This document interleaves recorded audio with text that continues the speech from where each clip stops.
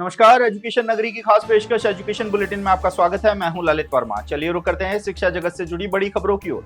राजस्थान कर्मचारी चयन बोर्ड की 3 भर्ती परीक्षाओं के अंतिम परिणाम का इंतजार कर रहे युवाओं में अब आक्रोश बढ़ता जा रहा है। 648 पदों पर आयोजित हुई लाइब्रेरियन ग्रेड 3, इसके साथ ही 850 पदों पर हुई वीडियो भर्ती और 968 पदों पर हुई जेल प्रहरी भर्ती से जुड़े सैकड़ों अभ्यर्थी अंतिम परिणाम की मांग कर रहे हैं। हालांकि लाइब्रेरियन और वीडियो भर्ती की डीवी रिपोर्ट बोर्ड को मिल चुके हैं, लेकिन प्रोविजनल मामले क्लियर नहीं होने से अंतिम परिणाम अटका हुआ है।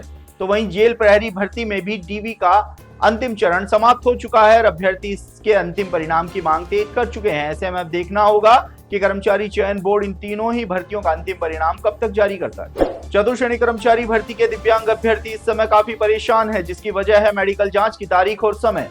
राजस्थान के 9 मंडल पर इस समय दस्तावेज सत्यापन प्रक्रिया चल रही है, जो 27 अप्रैल तक चलेगी। वहीं दूसरी और सिर्फ उदयपुर मंडल पर ही दिव्यांग अभ्यर्थियों को दस्तावेज सत्यापन के बाद मेडिकल जांच की तारीख और समय बताया जा रहा है, जबकि अन्य मंडल पर ऐसी कोई जानकारी नहीं मिलने से अभ्यर्थी असमंजस की स्थिति में है। दिव्यांग अभ्यर्थियों ने मांग की है कि मेडिकल जांच के लिए समय पर सूचना नहीं मिली तो उनको काफी परेशानी का सामना करना पड़ सकता है।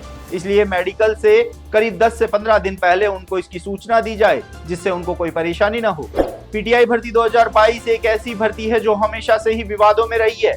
पहले जहां भर्ती में बड़ी संख्या में फर्जी सर्टिफिकेट के आधार पर नौकरी लगने के आरोप लगे, तो वहीं जांच में बड़े स्तर पर कार्रवाई भी हुई और मामले की जांच अभी भी जारी है। तो वहीं इस भर्ती में लगे शिक्षकों की समस्याएं भी कम नहीं है। इस भर्ती के विवादों में रहने के चलते भर्ती में लगे पीटीआई शिक्षकों का स्थायीकरण भी नहीं हो पाया है, जिसके चलते अब इनको आर्थिक और मानसिक रूप से परेशानी का सामना करना पड़ रहा है।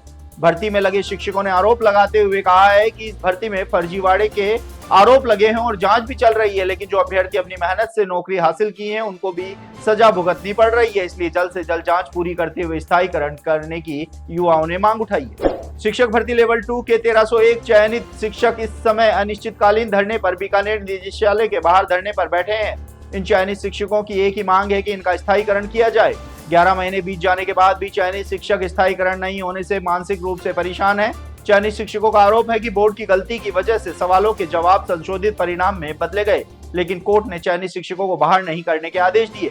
तो वहीं शिक्षा विभाग से जब स्थायीकरण की बात कही जाती है तो शिक्षा विभाग कोई संतोषजनक जवाब नहीं देता है। ऐसे में 11 महीने बीत जाने के बाद भी स्थायीकरण नहीं होने से चयनित शिक्षक परेशान है और जब तक स्थायीकरण आदेश जारी नहीं हो जाते हैं तब तक आंदोलन जारी रहेगा।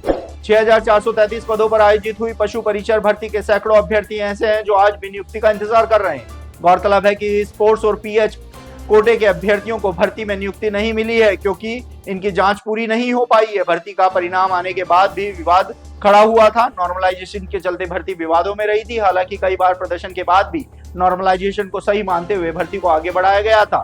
तो वहीं अब स्पोर्ट्स और पीएच कैटेगरी के अभ्यर्थी भर्ती में नियुक्ति की मांग को लेकर आवाज उठा रहे हैं। आपको बता दें कि 1 साल बाद भी 374 पदों पर परिणाम आना बाकी है। ऐसे में देखना होगा कि पशु परिचर भर्ती के इन अभ्यर्थियों का इंतजार कब खत्म होता है। तो ये थी शिक्षा जगत से जुड़ी तमाम बड़ी खबरें। कल फिर से आपके साथ रूबरू होंगे, तब तक के लिए नमस्कार।